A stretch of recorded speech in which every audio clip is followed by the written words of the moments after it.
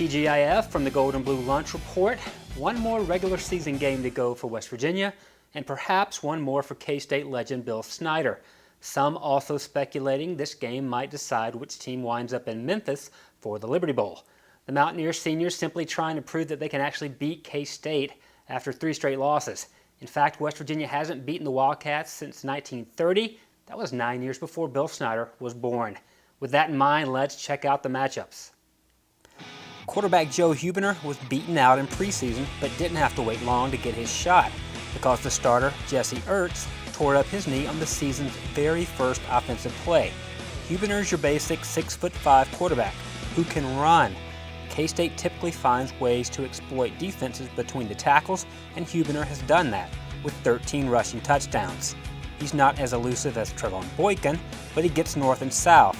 Ran for 153 yards in fact versus Baylor. Now, about his passing, well, that hasn't been up to par. The junior has thrown 7 interceptions, some of them extremely unattractive, and only 9 passing touchdowns, which is why K-State ranks 107th nationally in total offense. But it ain't for lack of trying, because the Wildcats, they throw a lot at you formationally. Some of those creative looks utilize fullbacks like Baby Gronk. Glenn Gronkowski has run for touchdowns. He has caught touchdowns. And he even threw a touchdown. Gotta love the jump pass. Like the basketball hook shot, makes me yearn for a simpler time.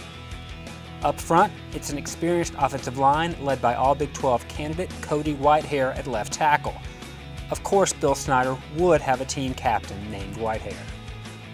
West Virginia's defense has stabilized late in the season, currently working on a string of 9 consecutive quarters without allowing a touchdown. No bigger surprise on the defense than senior Kyle Rose, who has penalized offenses for trying to single block him.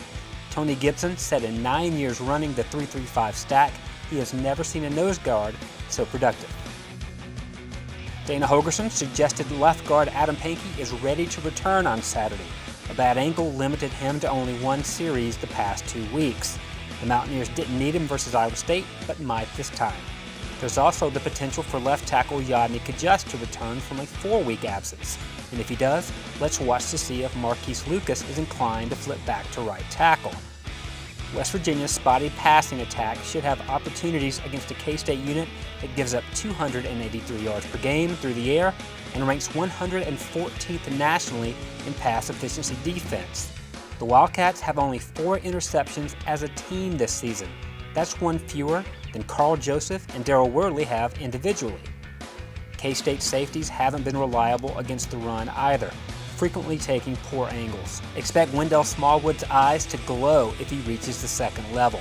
Smallwood needs 149 yards to match the Big 12 rushing leader, DeAndre Washington of Texas Tech, who has completed his regular season. Finally, because we here at the lunch notice the small details, check out Skylar Howard's mouthpiece. We noticed that against Iowa State last week, Howard left it tucked up in his face mask on passing plays. Did the same on designed handoffs. Now, on 2 quarterback power runs, he wisely had the mouthpiece in his mouth, which is smart when you're running toward guys who are 100 pounds heavier. It might be a tell regarding the play call, might be pure coincidence. Just train your eyes on the QB's mouth for more on this developing situation. Now, West Virginia enters as a touchdown favorite, but let's face it, this one is a toss-up. K-State lost on a last-second field goal at Oklahoma State, led TCU in the 4th quarter, and had a chance to tie Baylor on the final drive. They also needed minor miracles to beat La Tech and Iowa State in Manhattan, so it's a dangerous but uneven squad. West Virginia, meanwhile, has lost to the Big 12's best and dominated the Big 12's worst. So let's take the Mountaineers in a squeaker, 27-24. West Virginia's basketball team hasn't had any squeakers during its 6-0 start. The Mountaineers heavily favored to run that record to 7-0 Saturday when 2-7 Kennesaw State comes to Morgantown. The Owls were picked to tie for last in the Atlantic Sun, tied with Stetson, who West Virginia already beat by 41. So the biggest storyline tomorrow may be whether West Virginia is looking ahead to next Tuesday night's top 25 showdown against Virginia at Madison Square Garden.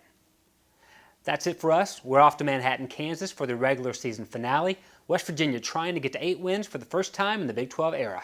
Enjoy your weekend, everybody.